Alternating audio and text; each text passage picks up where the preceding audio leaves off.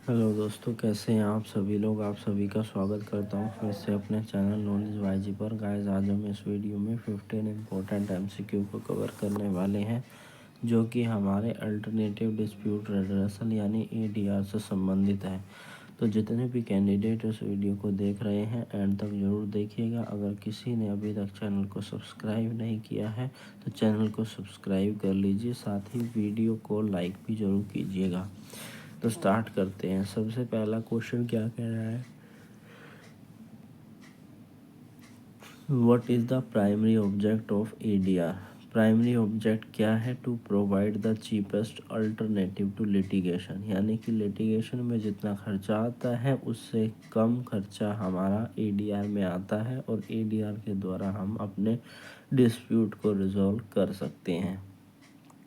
आज मैंने इस वीडियो में आपके लिए दोनों तरीके से मैं लेकर आया हूँ, हिंदी और इंग्लिश में, तो आप इसे भी रीड आउट कीजिएगा। एक्सप्लेनेशन क्या कहती है, ADR is design to provide party with a faster, more affordable and less formal way to resolve the dispute outside the traditional court proceeding। जैसा कि हम अपने केस को कोर्ट में जाके रिजॉल्व करते हैं, इसी तरीके से हम एडीआर में भी रिजॉल्व कर सकते हैं जिसमें कि कम खर्चा आएगा और यह भी मोर इफ़ेक्टिव है। कम समय में जो है आपका डिस्प्यूट रिजॉल्व हो जाएगा।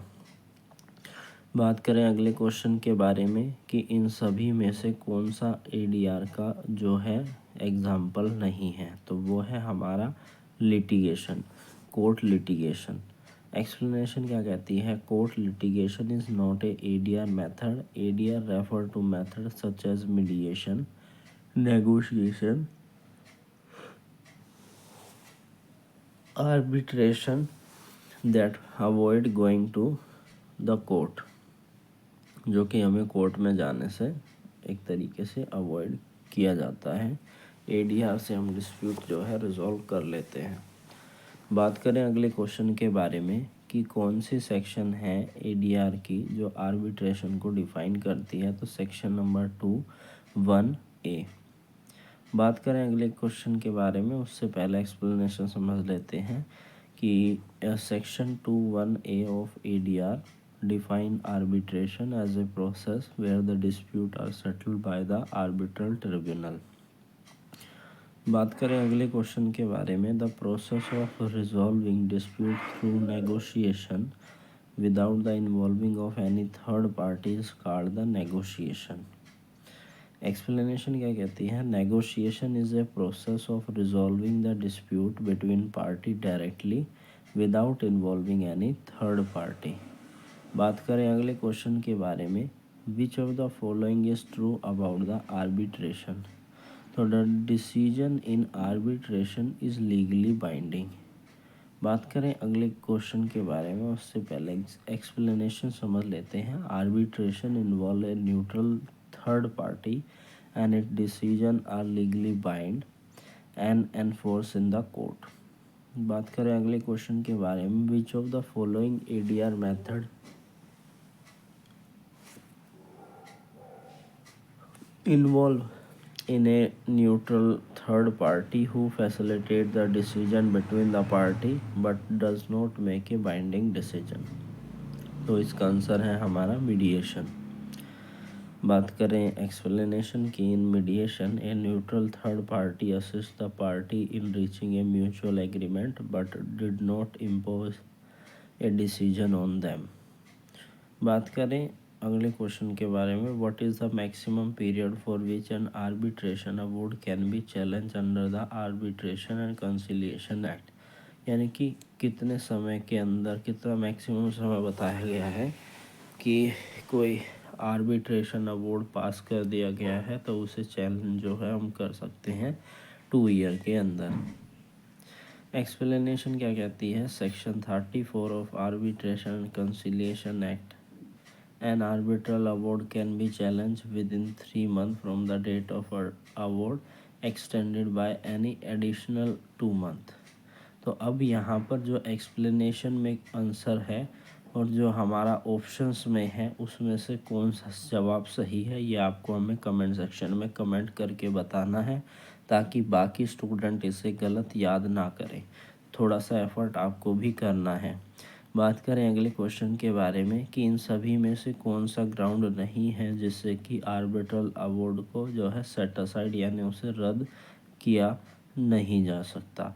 तो वह है party fail to appear for the arbitration. अगर पार्टी आर्बिट्रेशन के लिए अपीयर होने में फेल हो गई है तो यह वैलिड ग्राउंड नहीं है किसी भी आर्बिट्रेशन अवार्ड को रद्द करने के लिए। The failure of party to appear for arbitration is not a ground to set aside an award but the other option can be valid ground. The award given by arbitrator is known as a arbitral award. The decision made by the arbitrator is called the arbitrator award. कौन C section है जो arbitrator के appointment के बारे में बात करती है? Section number 11। Section number 11 of arbitration and conciliation act deal with the appointment of arbitrator included the procedure of their selection. बात करें अगले क्वेश्चन के बारे में, mediation is a particularly useful in which type of dispute? All dispute, commercial, family, labour, सभी के लिए। Mediation is effective in a wide range of dispute included commercial, family and labour dispute due to it's flexible and informal nature. बात करें अगले question के बारे में, which of the following is essential feature of arbitration? Voluntarily होना चाहिए। Arbitration is generally A voluntarily process voluntary process where both party agree to submit to the arbitration। बात करें अगले क्वेश्चन के बारे में, what is the role of the arbitrator in dispute resolving process to pass and final and binding decision.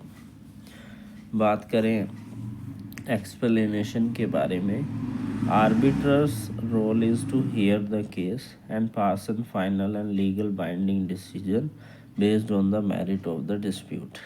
बात करें कौन सा एक्ट आर्बिट्रेशन से इंडिया में गवर्न होता है? Arbitration conciliation act 1996 is a governed law for arbitration and conciliation in India। बात करें अगले क्वेश्चन के बारे में, under arbitration and conciliation act who has the authority to appoint arbitrator if the party can not agree on one. तो court के पास authority होगी अगर पार्टी नहीं चाहती है। कौन सी सेक्शन बात करती है? Section number 11।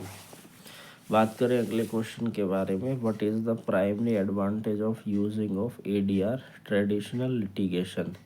ये जो है क्विक होता है और ये चीपर होता है। ADR process like mediation and arbitration is generally quicker and more affordable than the traditional court litigation. बात करें अगले क्वेश्चन के बारे में, which of the following is a feature of conciliation? तो the conciliator help the party to reach a mutual agreeable solution, यानी कि उसे वो पार्टी को एग्री करता है, वो उसे हेल्प करता है केस को सेटल करने के लिए।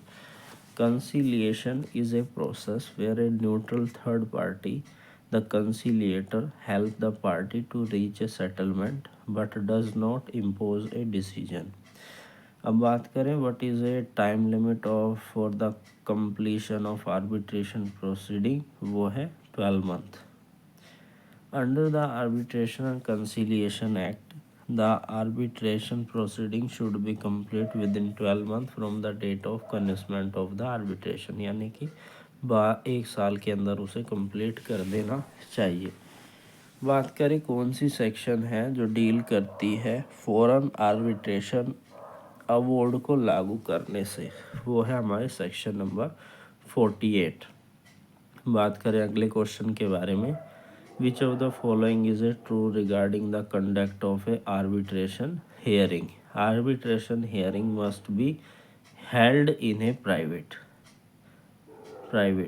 बात करें अगले क्वेश्चन के बारे में, under the arbitration and conciliation act what is the maximum number of arbitrator allow in the arbitration tribunal? वो है 3। Arbitration and Conciliation Act generally allow for an odd number of arbitrators, typically 1 or 3, to ensure a majority decision. Seat का क्या मतलब होता है? Place जहाँ पर arbitration hearing conduct की जाती है. Seat of arbitration refer to the location where the arbitration proceedings are physically conducted, which determine the jurisdiction and procedural rule. बात करें अगले क्वेश्चन के बारे में, who can apply for the interim measure under the arbitration? दोनों, both claimant and the respondent. Section 9 हमें बताती है, section 9 of Arbitration and Conciliation Act both can apply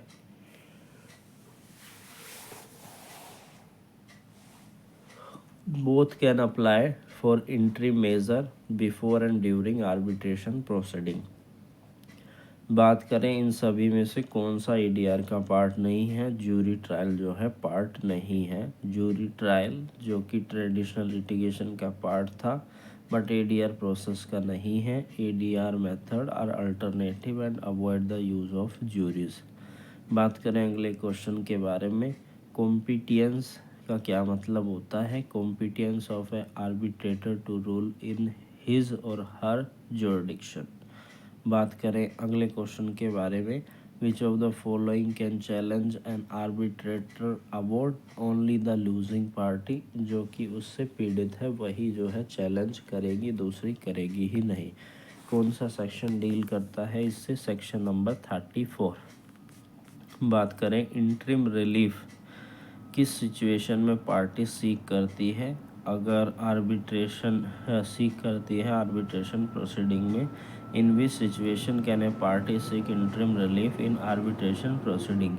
before the commencement of arbitration, arbitration के start होने पर, और arbitration process के दौरान, और after the final award. All of the above is the correct answer. Section number 9 जो है इस बारे में बात करती है, कौन सा फीचर नहीं है मीडिएशन का? तो mediator impose a decision on the party, ये उसका फीचर जो है नहीं है. Mediator does not impose a decision, they facilitate the party to come their own agreement. बात करें मिनिमम नंबर ऑफ आर्बिट्रेटर, एक होना जो है चाहिए. बात करें अगले क्वेश्चन के बारे में, अगला क्वेश्चन क्या कहता है? Arbitration is generally not applicable in which of the following matter? Criminal matters के अंदर. बात करें अगले क्वेश्चन के बारे में, की फीचर क्या है आर्बिट्रेशन का? तो arbitrator is private and confidential process. बात करें अगले क्वेश्चन के बारे में, अगला क्वेश्चन है हमारा कि आर्बिट्रेशन के अंदर इन सभी में से कौन सा वैलिड ग्राउंड है जो कि आर्बिट्रेशन अवार्ड को सेट असाइड करेगा? कि जो अवार्ड बनाया गया है वो समझने की लैंग्वेज में नहीं है पार्टी के द्वारा, और अवार्ड में कन्फ्लिक्ट है पब्लिक पॉलिसी के अनुसार, और उसमें जो है बायसनेस है. तो इन सभी ग्राउंड पर जो है उसे वैलिड नहीं माना जो है जाएगा. बात करें अगले क्वेश्चन के बारे में कि क्या फंक्शन है कंसिलिएटर का? कि वो पार्टी को सेटलमेंट पर पहुंचने में मदद करता है ताकि दोनों पार्टी म्यूचुअली सेटल हो सके. ए कंसिलिएटर facilitate communication between the party and help them to find a mutually agreeable solution to the dispute. बात करें अगले क्वेश्चन के बारे में कि कौन सी सेक्शन है जो कि कोर्ट को पावर देती है कि वो सर्टेन केसेस में वो जो है प्रोसीडिंग को स्टे कर सके. सेक्शन नंबर 8 जो है इससे डील करते हैं. Section number 8 deal with the court power to stay judicial process in favor of a arbitration when there is an arbitration proceeding between the party. Arbitral award का मतलब होता है जो भी आर्बिट्रेटर के द्वारा डिसीजन रेंडर्ड किया गया है उसी को कहते हैं आर्बिट्रल अवार्ड. इन सभी में से कौन सा जो है एडीआर का मेथड नहीं है। कोर्ट में लॉ सूट फाइल करना वो जो है एडीआर का मेथड नहीं है। इसके अलावा आर्बिट्रेशन, मीडिएशन, कंसिलिएशन जो है वो मेथड है। उसके बाद है आर्बिट्रेशन एंड कंसिलिएशन एक्ट के अंदर कौन अपॉइंट करेगा आर्बिट्रेटर को अगर पार्टी के बीच में डिस्प्यूट अराइज होती है। Who under the Arbitration and Conciliation Act, who appoint an arbitration in the event of dispute between the party। तो अगर पार्टी के बीच में डिस्प्यूट हो रहा है तो उसके बाद जो है कोर्ट जो है डिसाइड करेंगी। वो सब इस चीज़ को अगर नहीं कर पाते तो सेक्शन नंबर 11 ये बात कहता है, if party can not agree on appointment of a arbitrator the court can appoint one according to section number 11। बात करें सेक्शन नंबर 7 की सिग्निफिकेंस क्या है, तो उसकी सिग्निफिकेंस है कि आर्बिट्रेशन एग्रीमेंट को वो डिफाइन करे।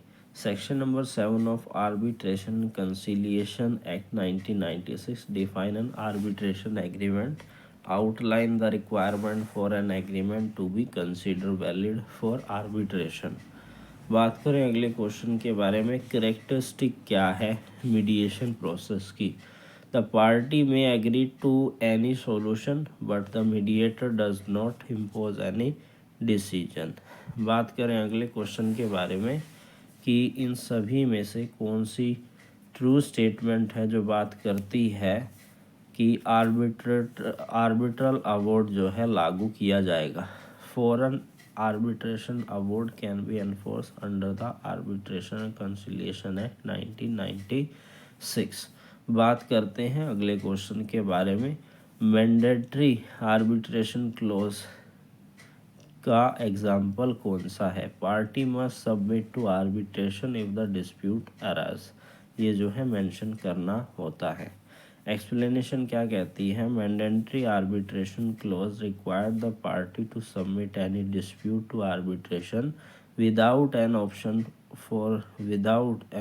For the court litigation. बात करें अगले क्वेश्चन के बारे में कि इस एक्ट के अनुसार कौन चैलेंज करेगा आर्बिट्रल अवॉर्ड को। पार्टी जो कि लूज हो गई है, यानी कि जो पीड़ित पार्टी है। सेक्शन नंबर 34 इससे डील करता है। इन सभी में से कौन सा मेथड है एडीआर का, does not decision making power rest with the third party, तो वो है आर्बिट्रेशन। बात करें अगले क्वेश्चन के बारे में कि क्या रोल है ट्रिब्यूनल का आर्बिट्रेशन प्रोसेस में, to manage the arbitration proceeding and making decision. Tribunal manage the arbitration process and listen to both party and make binding decision on the dispute। बात करें अगले क्वेश्चन के बारे में, what is the following is not a requirement for a valid arbitration agreement under section number 7 of Arbitration and Conciliation Act। It must mention the appointment of a arbitrator। Section 7 इससे deal करती है। Explanation क्या कहती है, section 7 of the Arbitration and Conciliation Act 1996 required the arbitration agreement to be in writing and voluntarily agreed to by the party, but it does not require the appointment of an arbitrator to be in mention।